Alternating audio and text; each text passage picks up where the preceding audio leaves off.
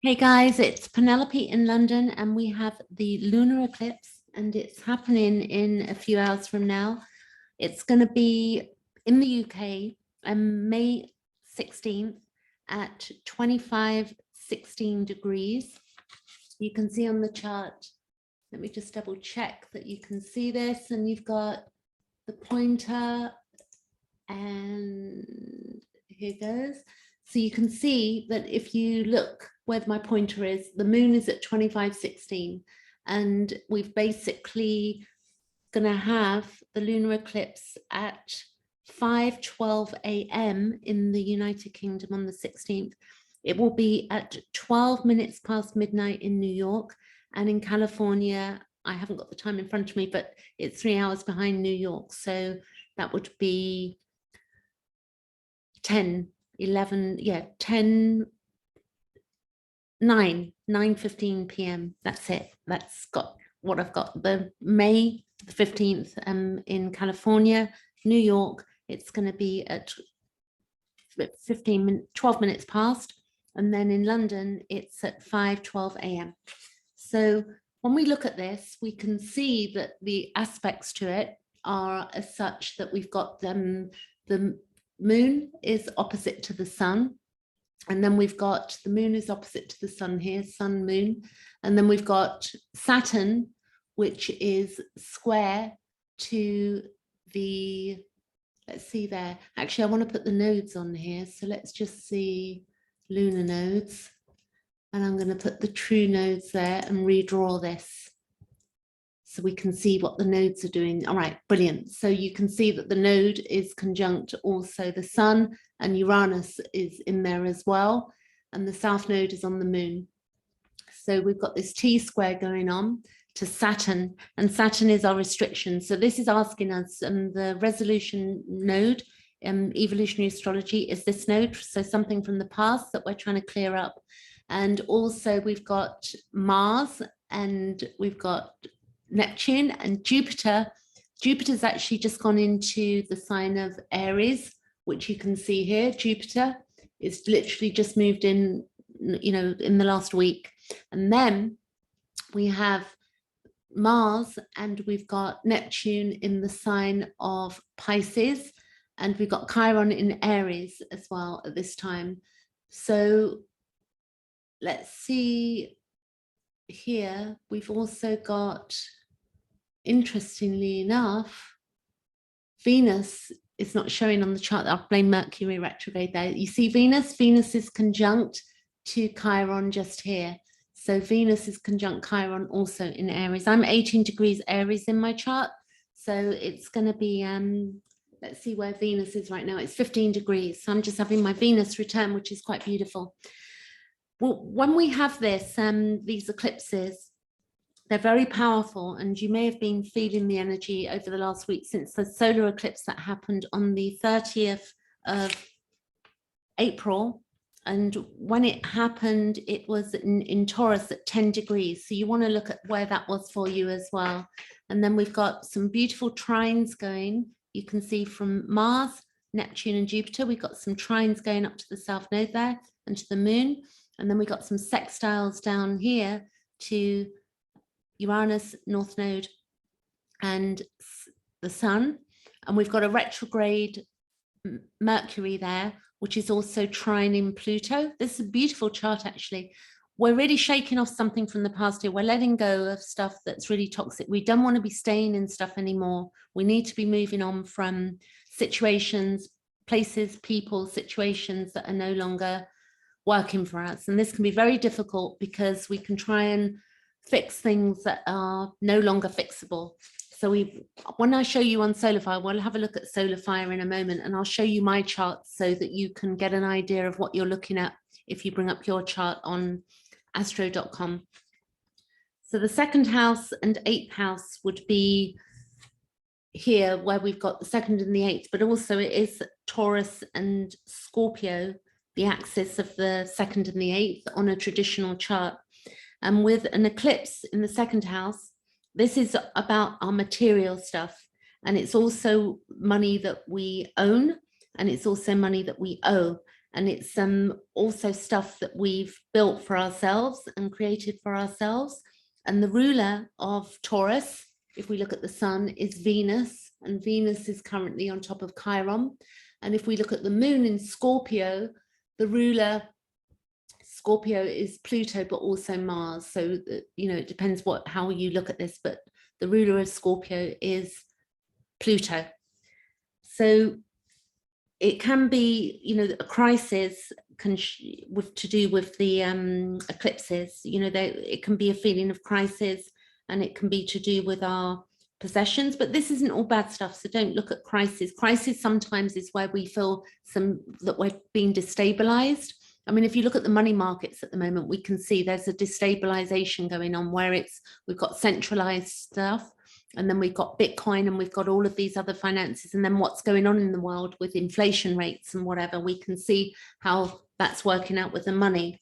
And when we have the eclipse is, you know, when we've got 8th house stuff going on, they are very intense, and it's also where we will dig deep. But with the Scorpio moon, it's very deep. If you have Scorpio moon in your chart, you will know what that feels like. In fact, I'll run through Scorpio before I look at this chart a bit more and explain to you what this Scorpio aspect means. So Scorpio is about where we merge, but it's also where we osmosis, and it's about commitment. It can also be about fear of entrapment.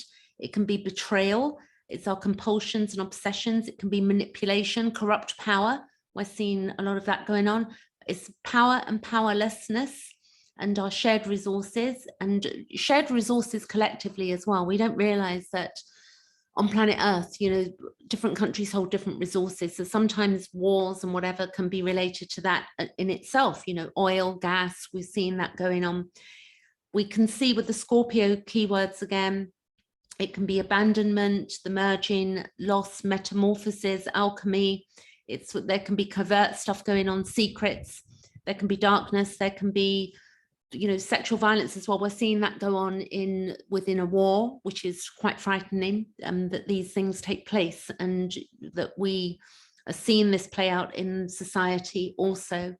We can have fear of vulnerability and fear of intimacy, and there can be also intensity with that Scorpio archetype, and there can be phobias and paranoia. So we can see that this is something that we're releasing because the South Node is in Scorpio. So it's something we'd want to leave behind. We're meant to be moving into a direction of creating and building something new, and looking at what we're doing with our resources as well. And the trines are supporting, all of these trines, they're supporting with Pluto, which is supporting the transformation that we wish to take place.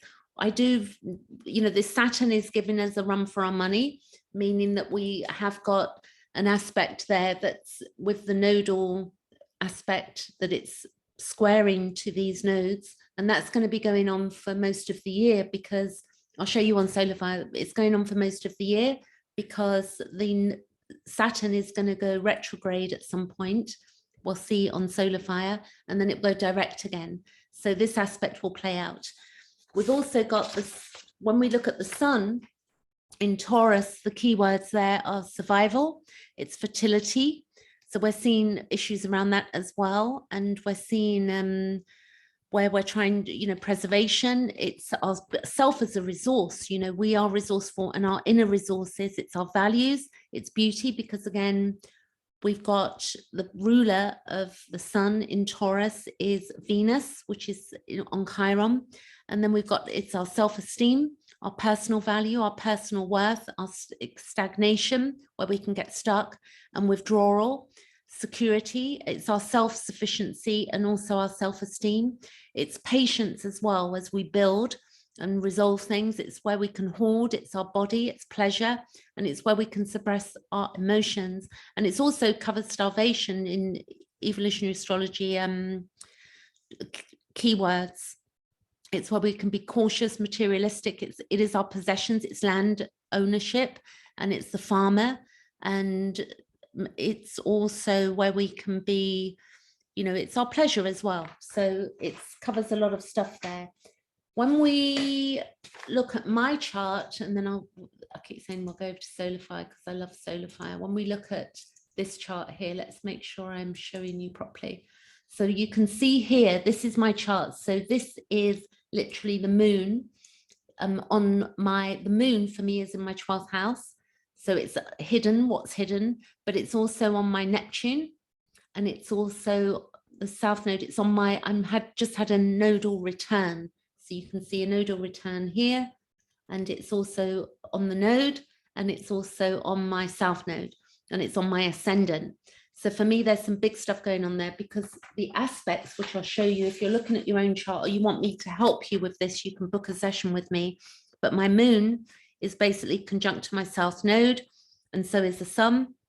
And the sun is opposite the south node. The moon is conjunct to my ascendant. The moon is opposition my north node, which is here. Yeah, my north node. So the moon is opposition. And then the moon is square to my Lilith. So the moon is squaring my Lilith down here. And it's also trine to my Chiron. So it's bringing in some healing in there for me. You can see it's trine to my Chiron, that blue line there. And then the sun is octile, which is to my vertex. So if you look at the sun here, it's octile, which is a 45-degree angle. That's half a square. It's opposition to my south node, you see? And then it's also trine to my MC. So I've got some interesting stuff going on. I've got a lot of support in this chart, but I've been at a point where I've really had to review my life and where I'm going. And it's definitely helping me to a large degree. It's also conjunct my Neptune, see here, and it's trine my Saturn. So the moon is also trining to my Saturn down here. So this is quite an interesting chart for me. It's a big one. I've got a lot of hits on my chart. So that's not going to apply to everybody. It depends on your date, time, place, and birth, which you'd want to do. And this is AstroSeek, this chart. No, sorry, this chart is astro.com. You put your time, date, and place of birth in. With this chart, if you wanted to look at it from this angle, which is a good chart to look at as well, this is AstroSeek, this one. So you can see here, it's horoscopes.astro-seek.com, and you would find the birth calculator there for yourself, but this is the collective chart. So now let's go over to the emanated page, and I want to make sure I'm showing you the right page, and then I'm going to get my pointer so that you can see. Right, see, this is the same, this is the collective chart, and you can see up here that it's 5:12 a.m. That's British summer time. So do recall that that's going to happen for New York. It's going to be, you're 5 hours behind if you're in New York. You're ahead if you're in Australia. And then it's even further back, 3 hours, 8 hours back from that time if you're in California. I would say that the aspects, we'll have a look at a few of the aspects. You see this aspect here? I think this is quite beautiful. This is going to be on my solar return also, because my birthday is the 21st of May. And we have with that, when we have a solar return, the planets run for the whole year, which is worth knowing. So the node square Saturn, I think I'll do first, is, you see here, the node here, square to Saturn. You can see there, the nodes are square. And we've got basically with this aspect, the positive thing is that we are focused on overcoming challenges in our lives. And remember, this is happening all year. It's where we can be consistent and aware of our responsibilities, and we can set ambitious goals for ourselves to overcome our limits. But also the other aspect to this is that we can have pessimism or hopelessness about overcoming our challenges. So we can decide which angle we want to go from. It's where we can think there are obstacles and we're afraid to cross the threshold in order to become ourselves. So we really have to shake off the past in order to come to the threshold and cross that threshold, rather than falling back into old patterns and overloading ourselves. So it's a great time to clear out, and it's a great time on a lunar eclipse. Sometimes things just happen that take things away from us. And there's not a lot we can do about that, but we can choose the way in which we see things. With the node trying to Pluto also, you see the node there is actually trying to Pluto up here, and Pluto's still in Capricorn. It's where we can have an energy that leads us to a focal point in our lives.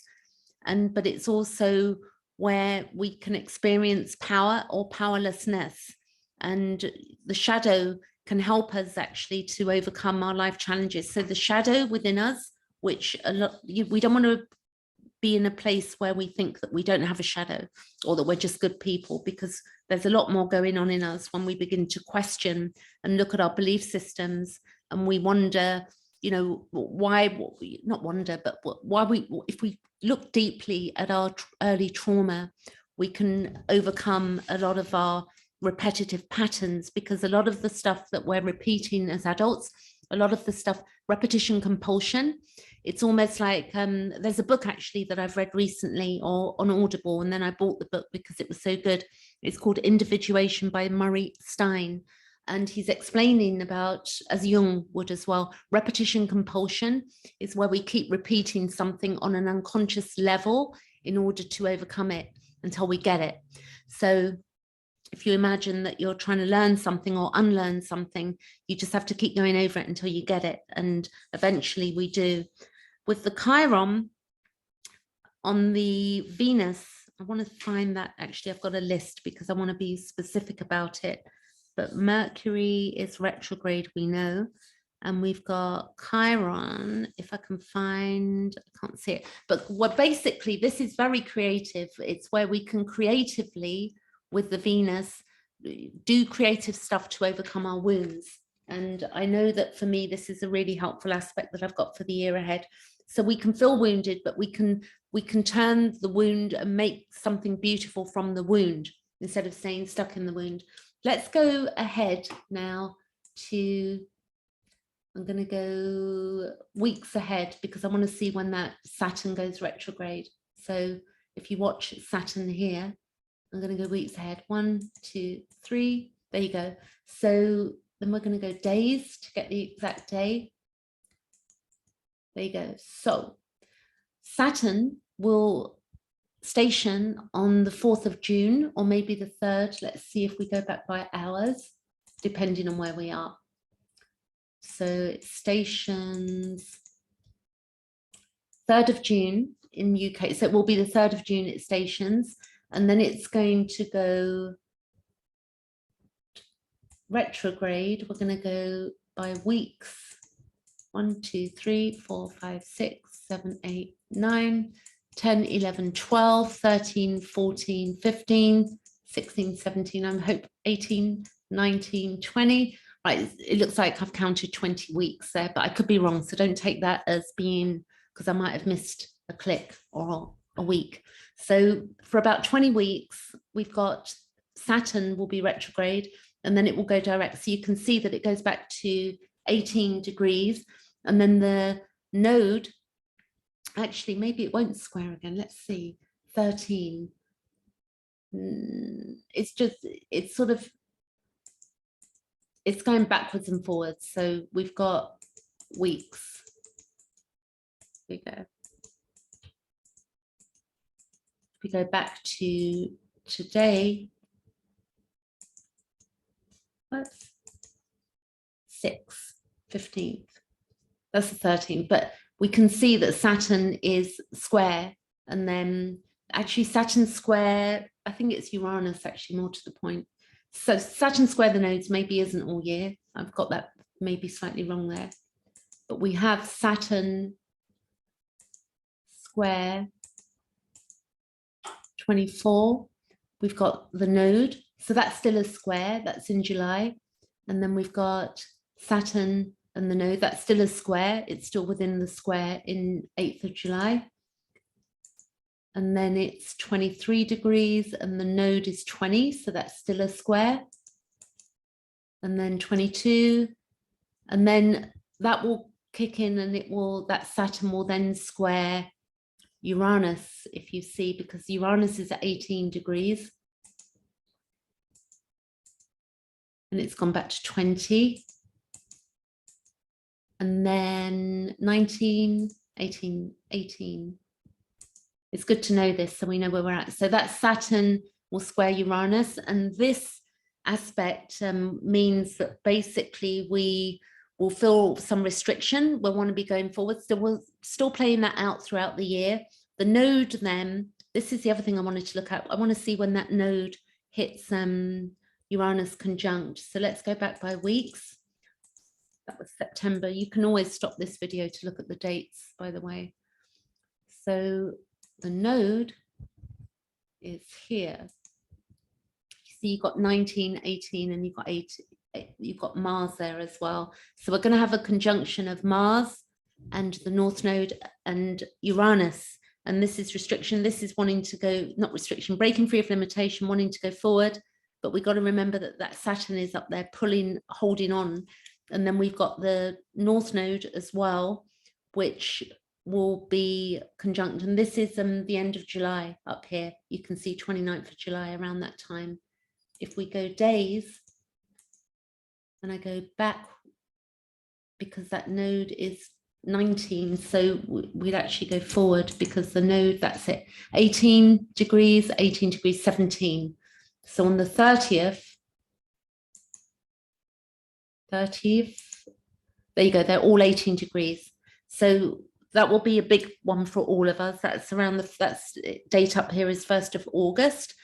And we've also got Jupiter will then be 8 degrees. It will be retrograde as well in August, and Chiron will be retrograde, Pluto's retrograde. So we'll be in our retrograde season as well. With Mercury retrograde at the moment, that's we're going to take the chart back and look at Mercury retrograde now. I'm going to go back by weeks to speed it up. Mercury retrograde, I don't get scared of it. Some people do. It's basically where we rewind, review, release, and relax if we can. So that's the 21st of March. That's too far. 18th of April, 25th, and that's the 2nd of May, and we're at the 15th. So we go the 9th of May and go days ahead. 1, 2, 3, 4. So this is the 15th. This is today. And then we've got that Mercury. If we look at Mercury is in the sign of Gemini, it's just going to tip back into Taurus. So if we go days ahead and watch it, how far it goes back. So you can see Mercury here. And Mercury will go back to, I think, 26. Or is it further? Yeah, it's 26 degrees of Taurus. So Mercury in Taurus is basically where we have, you know, if Mercury isn't retrograde, it's money-making ideas. It's, you know, and we're having to do that at the moment. So it's interesting, it is tipping back. And then we've got when it goes back into communication, which is Gemini, and where it's at home. And it's, you know, money through where we earn money through distributing information, Mercury in the 2nd house, and where we also value it's the quick thinking and intelligence. Mercury in Taurus, because that's the 2nd house, Mercury in Taurus, that will be in different houses for each of us, actually, depending on, for me, Taurus is my 6th house, so that will be in my 6th house. In Mercury in Taurus is where we place importance on traditional knowledge and where we learn in a slow, methodical and hands-on manner. And we stick to old ideas, and which can be a problem, and the fear of having to learn anything new. And then if we go forward again, when it will go direct, Mercury, here you go, that's June. That will go direct, and then it will be in Gemini. So it'll do it, go back into Gemini. And in Gemini, if it's in the 3rd house for you, but it won't be, if it depends on your chart again, it's where it's all we excel in all forms of communication, and it's where we're intelligent, a quick learner, talkative, and also where we study a variety of subjects. That's in the 3rd house. In Mercury and Gemini is where we love conversation and information. It's where we talk quickly, and it's also, I've got Gemini Sun and Gemini Moon, actually. It's where you're a fast talker with Mercury in Gemini, and where we like to collect and network knowledge and data. And it's where we love books and, you know, the media, computers, and anything where we're communicating. So that would be great. So let's just look how long Mercury is in the sign of Gemini for, and then I'll leave it there for today. But remember what we're doing with this eclipse. It plays out over months, over 6 months, as does the solar eclipse as well. So we've got Mercury, in the sign of Cancer. I'm gonna go back. There you go, Mercury 27 degrees. I got distracted there by something, communication. Something flashed up on my phone. So it's going to leave on the 4th of July, 5th of July, it will be into the sign of Cancer, Mercury in Cancer. So that's it for today. I hope you have a good lunar eclipse, and I hope it's not too harsh on you, but be easy on yourself and begin to look at what is really not going forward with you and allow it to be okay. I was listening to a guy called Richard Grannon earlier who talks on trauma. And it's basically where if we can get to a point or a place where we have, you know, the self-acceptance of the reality, like accepting what reality is and working with what reality is. So if a relationship or a friendship or a job really isn't working anymore, it's okay to let it go. You know, we can only deal with what's in our current field, in our space. We can't change people, places, or things. We have to decide for ourselves what's working and what we want to work with and where we want to go. So be brave out there. Okay, catch you later. Thanks for watching.